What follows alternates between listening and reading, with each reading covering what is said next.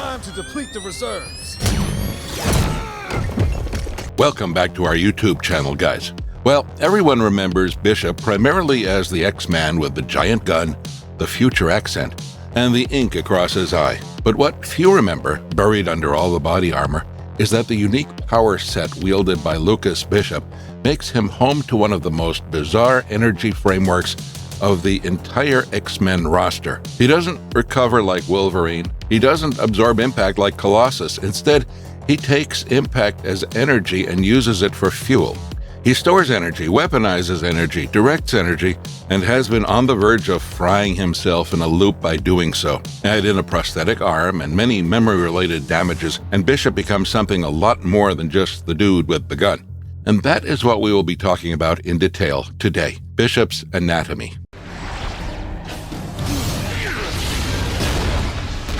What is Bishop's mutation actually doing to his body when he absorbs energy? Here is where the average viewer makes the smallest but crucial mistake. Bishop is not invulnerable on a Colossus level, meaning he does not have a tough skin to shrug off the impact. Instead, the process his body is actually going through more closely resembles conversion. If a dash of energy such as laser blasts, explosions, or power-charged blows hit Bishop, he actively takes it in, like taking in energy, rather than just taking on the impact to his flesh. So instead of viewing Bishop as a tank, you would view him as a capacitor in human form, with a function to absorb the force of an explosion or blast of energy prior to damaging Bishop. According to the comics, Bishop's power is basically passive, meaning Bishop is always taking energy in, whether he wants to or not, regardless of the offensive or passive nature of the force. That explains the nervous system not shutting off when dealing with the energy at any level or point of the day.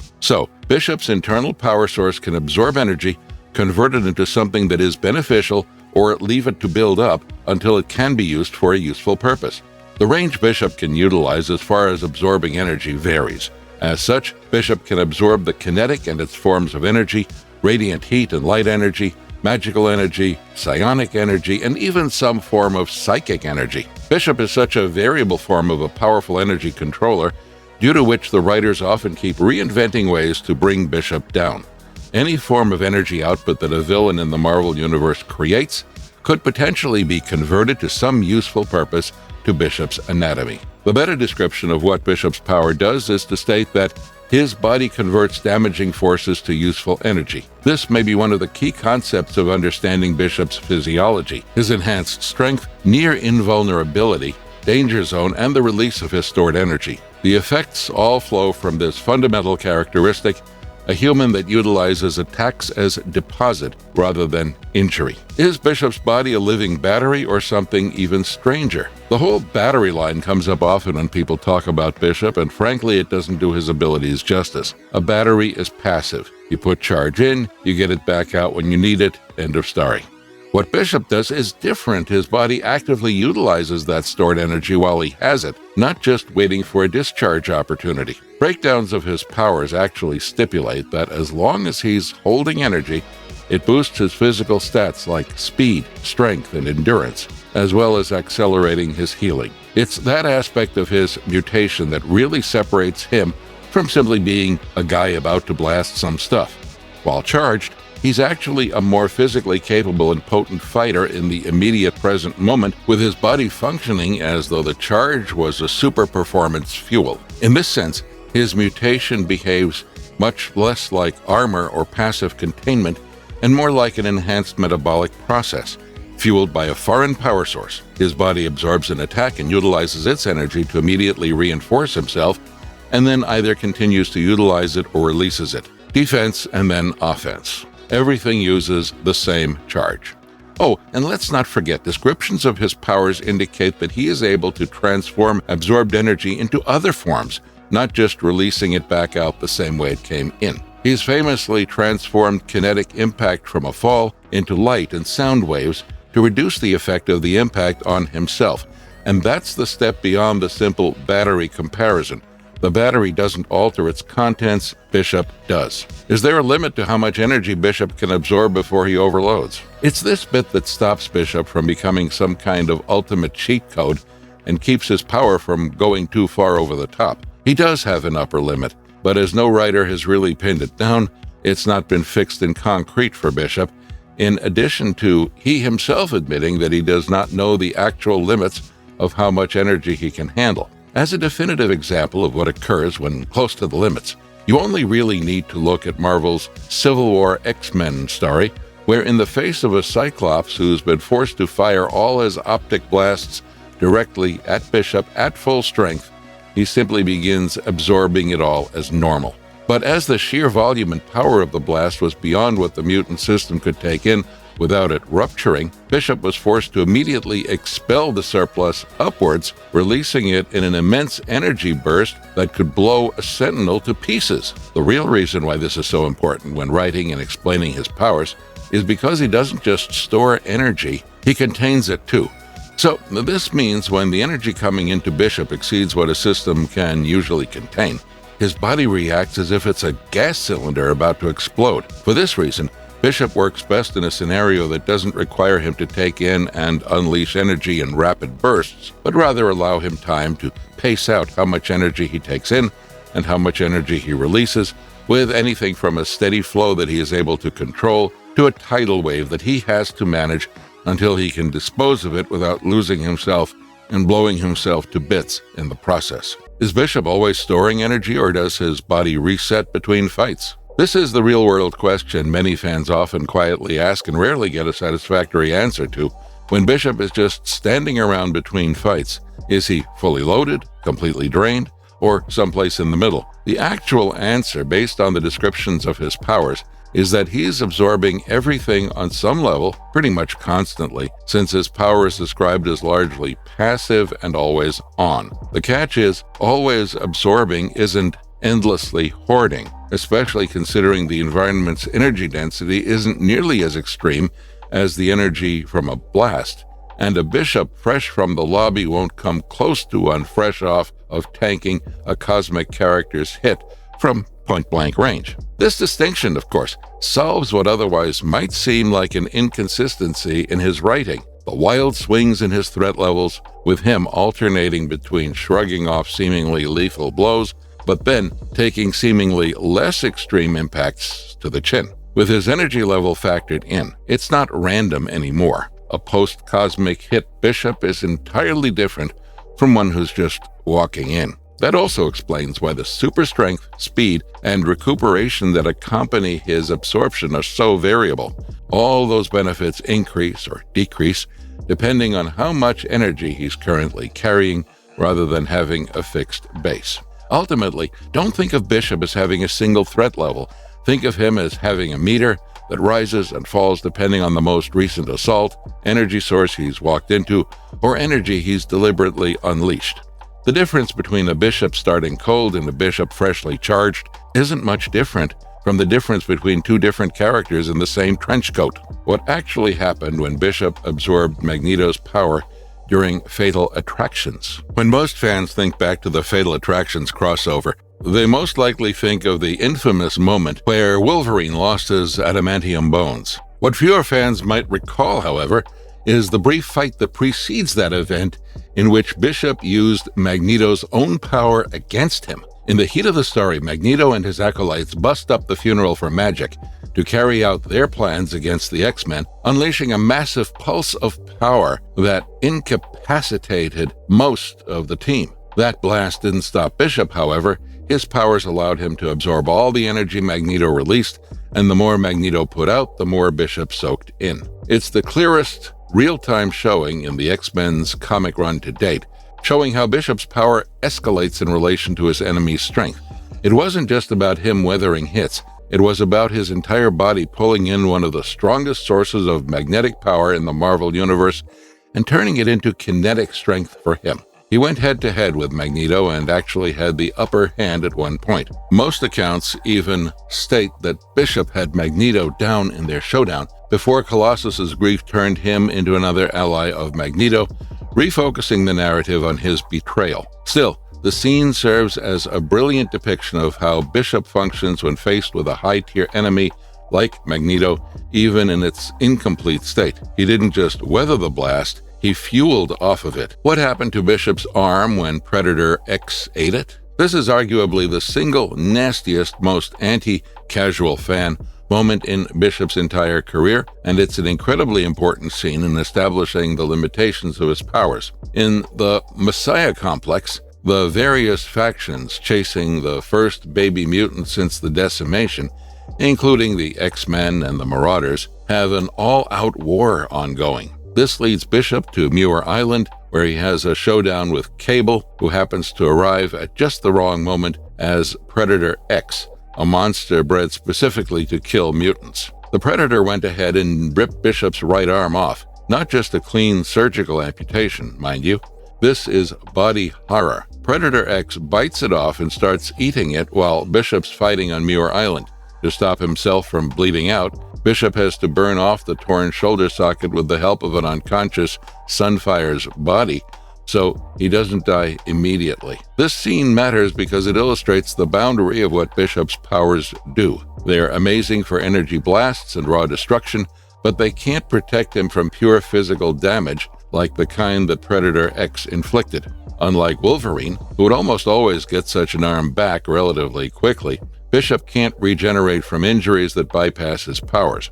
If something hits Bishop and his energy absorption isn't active, or simply isn't applicable, the damage happens just like it would to anybody. It's the perfect antithesis to basically every section of this script. He can eat a blast from the Phoenix Force, but he can't regrow a lost arm from something that's just plainly trying to tear him limb from limb.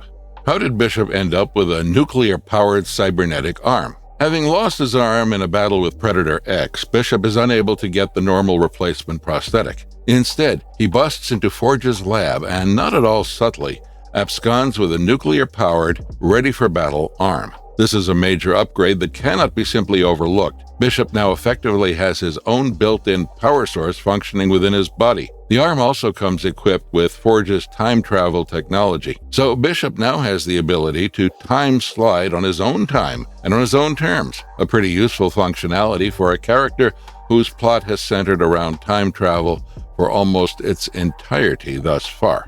In addition to the nuclear core and the temporal tech, we've seen the arm in action deploying clawed tendrils, channeling Bishop's absorbed energy directly through it, and even carrying a very short-term, non-lethal nanite dispersal system that could disable nearby electronics or neurological systems. In regard to the mechanics of the arm, this is also the point at which Bishop stops being purely an energy-absorbing organism and starts becoming a part cyborg, part integrated weapon system. He's not just some random mutant with a weird power. He's a mutant with an actual power reactor and piece of time travel hardware physically grafted onto him. It's a bizarre set of elements for any Marvel character to possess, but all of it coming specifically with Bishop because of the already existing concept of his body processing and using external forces is truly fantastic. Add to all that the fact that Bishop, the energy absorption mutant, loses a body part and replaces it with the equivalent of a literal nuclear bomb. The body, bio, or tech, managing multiple high-level energy forms from very disparate sources is the perfect synthesis. Did Bishop's real arm ever come back? Yes, his original arm eventually returns. However, it's important to distinguish precisely how this happens, as it isn't a Wolverine-esque healing factor type of affair. Bishop isn't capable of regrowing the arm through his biology. Based on his published history, his natural arm is only regrown long later, after he has recovered through other means, thanks to what's left of the human race in the dystopian era, years down the line. It takes external treatment for the limb to be reconstructed, and that's far beyond what Bishop's body itself can do. This maintains consistency regarding his physicality. Bishop can withstand the rigors of being blasted with energy or being hit by someone immensely strong, but he is not magically equipped to recover from losing massive amounts of healthy flesh and tissue. His body may be a miracle, but it's also perfectly finite and dependent upon the actions of others in the face of traumatic damage. So, when everything is said and done, the events of this issue, the maiming by Predator X, the grafting on of a stolen nuclear prosthetic, and eventual restoration by doctors years into the future, end up serving as a key part of Bishop's ongoing bodily saga, which almost takes precedence over his mutation. What kind of training turned Bishop into such a dangerous physical combatant? We could easily say every move Bishop makes in a fight is because of his mutation, but a huge part of why he's effective has nothing to do with absorbing energy at all. Long before he joined the X-Men, Bishop served in Xavier's Security Enforcers, the XSE, a mutant law enforcement and tactical unit in a Sentinel-controlled dystopian future. That's a foundation built on police training and discipline, rather than schoolwork at a big mansion. What this means in practical terms is that Bishop fights like a soldier and a trained law enforcement officer, not like a kid who suddenly acquired superpowers and learned what being a hero is. He's consistently been portrayed as an extremely skilled combatant, possessing a wealth of experience with armed and unarmed fighting, not to mention a deserved reputation as a phenomenal shooter with a skill in heavy-duty guns from his own time and more standard weapons in the present day. That's also where his iconic XSE guns come into play. Those are not just decorative items. In the comics, Bishop can channel energy absorbed from hits into these guns, allowing him to convert the power he stored in his body directly into ammunition for a weapon already designed to handle incredible stress. Combine trained, disciplined, combat-ready movement with a power set that can directly fuel and enhance his own gear, and that is part of what allows Bishop to stand apart from other teammates who rely entirely on their abilities. In a larger sense, if we ignore Bishop's energy-absorbing power for a moment, it's clear he would still be one of the most fearsome hand-to-hand combatants you'd find on any X-Men team. His fighting movements have the bearing of a soldier rather than a showman, and that is directly traceable to where and when he was trained.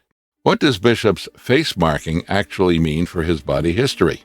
The majority of the mainstream media attention surrounding Bishop's eye-crossing tattoo is pretty superficial. It's the thing that, quote, makes him look unique, unquote, in the crowded X-Men lineup. But that is just fundamentally underselling what this mark represents. Bishop and his sister Shard both grew up inside a mutant relocation facility where inmates were systematically branded with an identifying symbol so that they could be categorized and be better controlled. Viewed that way, the marking is no longer just a style element, it's closer to a scar of a process, evidence that his body was tagged and identified by an antagonistic system even before you had any choice in the matter. It falls into a similar category of descriptive detail as any prison tattoo or historically documented branding that the criminal system used to denote possession. So, it is definitely not a thing the subject has put onto themselves for their own aesthetic. With this, it fundamentally changes the way we look at Bishop.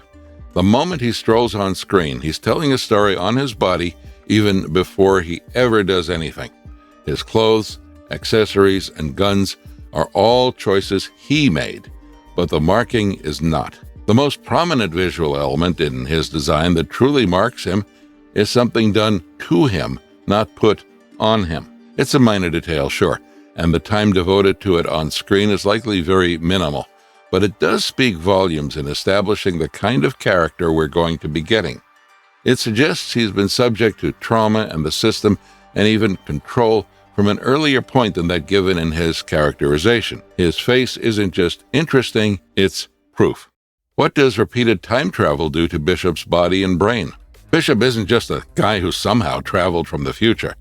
Time travel to his person has been depicted as a physically disruptive phenomenon rather than simply a way of getting around on occasion. That's exemplified immediately after he helped defeat the villain Fitzroy, when Bishop, who has been written with chronal energy filling his being, is ripped forcefully backward through time, being ripped away from a companion left behind without a viable way back.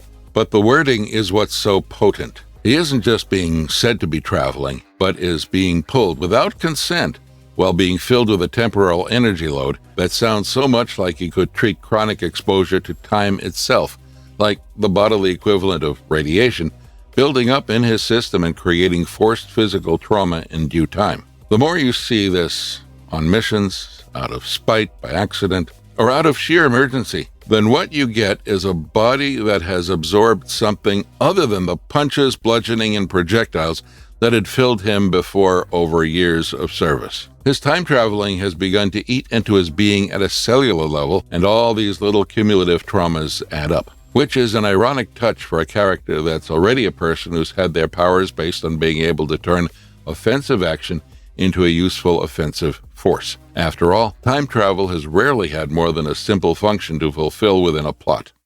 Did the Age of Apocalypse leave another Bishop's memories inside his head? This is perhaps one of the most peculiar, most overtly comic book aspects of Bishop's entire resume, and one that rarely gets as much attention as it deserves. So, there's this Age of Apocalypse storyline in which Professor X's son, Legion, goes back in time to kill Magneto and instead winds up killing Xavier. In the process, he inadvertently alters reality to create a timeline so dark that it deserves its own catchy name. Bishop is the only remaining individual who remembers the original timeline, and he spends the entire story fighting to restore it. And here's what becomes relevant to this list. Once the timeline is fixed and the Age of Apocalypse is erased from existence, Bishop, for reasons beyond most conventional scientific explanations, still carries memories from his counterpart in that reality. This means a part of his mind, a physical, anatomical section of his being, is still filled with experiences from an alternate reality that, in terms of factual, restored continuity, technically doesn't exist anymore. There's an innate weirdness to that. It suggests that Bishop's brain is storing more than simply the sum total of his own experiences in one cohesive reality. He's holding on to mental fragments of a timeline that was violently wiped from the pages of comic book history, memories from an alternate self that should not and cannot logically exist. It may not be a tangible power, but it's a genuine factor in why Bishop, over time, starts to feel like a character who's physically burdened by the sheer amount of timeline changes and cosmic histories he's been exposed to. It may be minute, easily overlooked, and even niche, but this fact is precisely what separates Bishop from simply the time travel character, and elevates him into the realm of the character who can carry the contents of multiple lives in his mind. How far did Bishop go when he turned his own body into a weapon against Hope Summers? This is easily one of the most brutal low points Bishop has ever experienced, and the fact of the matter is that it shows us precisely where his obsession was going to lead him. With the mindset that Hope Summers, the first mutant born following decimation, was destined to shatter the world, he pursues her back in time to any means necessary. His efforts come at a cost of not just his life, but potentially the fabric of reality too. The pursuit does reach a critical tipping point where Bishop attempts to obliterate the toddler by using his nuclear-powered arm as a weapon of mass destruction. Yes, the nuclear-powered arm he had, that replaced the limb he lost to Predator X in the first place. Just stop and let that sink in for a moment. This technological implant, which was meant to save and preserve his life following injury, has been put into action, this time by a former hero, as a means of launching a potential weapon of mass destruction. A truly gruesome evolution, and that really speaks to Bishop's psychology rather than his physiology on so many levels. It is a heroic attempt to stop the world through any means necessary rather than some external villain brandishing a bomb. It is one of his former peers in a mission where he genuinely thinks he's doing what's right. He sees no other alternative, though as he leaps across the timeline pursuing his target, his pursuit claims millions of lives along the way. It's a turning point that shows he's moved past being just a rigid and hard-edged soldier to something truly darker. Can Bishop absorb psychic and magical attacks the same way he absorbs blasts? Most casual fans think Bishop's abilities amount to little more than lasers, fireballs, and other general energy blasts, but if you consult the comics, you'll see the record goes beyond that. Power analysis of Bishop often lists his absorption abilities as including psychic, psionic, and magical energy, along with the more commonplace ones. This is a crucial point, as those kinds of attacks often bypass physical resistance altogether and directly target the psyche. The idea that Bishop's body can process those kinds of energies on par with, say, a physical blast, goes a long way in defining just what energy means to his power set. This is one of the reasons Bishop was able to withstand the likes of Onslaught, who launched a psionic attack when he was in the midst of it all, whose signature move was in the psychic field, not the physical. This doesn't mean Bishop is invincible, though. His absorption doesn't make him proof against telepathic readings and manipulation when not actively engaged and absorbing those energies. In addition to which, the sheer power of something such as Predator X stands as a blunt warning that absorption does nothing against raw physical trauma, like getting his arm bitten off, an act that has nothing to do with anything that remotely resembles energy in a traditional sense. All in all, Bishop's range is much broader than people assume, but it's limited by the kind of energy he can absorb. When Bishop fires energy back, is he just blasting or recreating what he took in? We've discussed how Bishop gains his powers. Now this final piece is how he's able to put it out there, and it's a lot more exciting than just him punching you with the same energy he just soaked up. We know that most often, Bishop lets energy out in a concussive blast, and the descriptions of his power specify that when he releases absorbed energy, it can be double of what he originally absorbed. So by that alone, he's a pretty good threat. Put enough into him, and you're getting pretty much the same amount or even more back. But the thing that I really find interesting about Bishop is the fact that he can also change the energy that he absorbs into something else on its release. For instance, he's been seen taking in energy from the environment and blasting it back at someone as a psionic force blast, strong enough to move a car. He's even converted the kinetic force from a drop into light and sound to soften the blow. So he's more than just a passive collector of energy. He seems to actively be changing that energy as it is leaving him. And that's the thing that makes Bishop more than just a damage sponge. What comes back to you after Bishop absorbs and rechannels that attack is not the exact same thing that was put in. Instead, it's filtered through a system that studied what hit him and, in a sense, improved upon it. It's hard to think of a stranger weapon in the X-Men than Bishop himself. The man is a walking energy sink, and then a living battery that holds and expels radiation like it's firing off a cannon. And somehow, he's still functioning after traveling through time damage, and the loss of a limb to an engineered predator. The dude has been fitted with an artificially augmented nuclear-powered arm that he's also, in the past, weaponized, experienced with chronal stress and radiation built up like a nuclear reaction. He also bears prison camp scars from even before throwing a punch, and the memories from a universe that, from a purely chronological standpoint, shouldn't have even existed. So Bishop isn't simply the guy who brings a cannon. He is instead one of Marvel's most physically complex mutants that exists as a functional organism that has been made to survive disaster, study it, and fire it off to kill. So that is all for today. Let me know down in the comments below what you thought of Bishop's impressive anatomy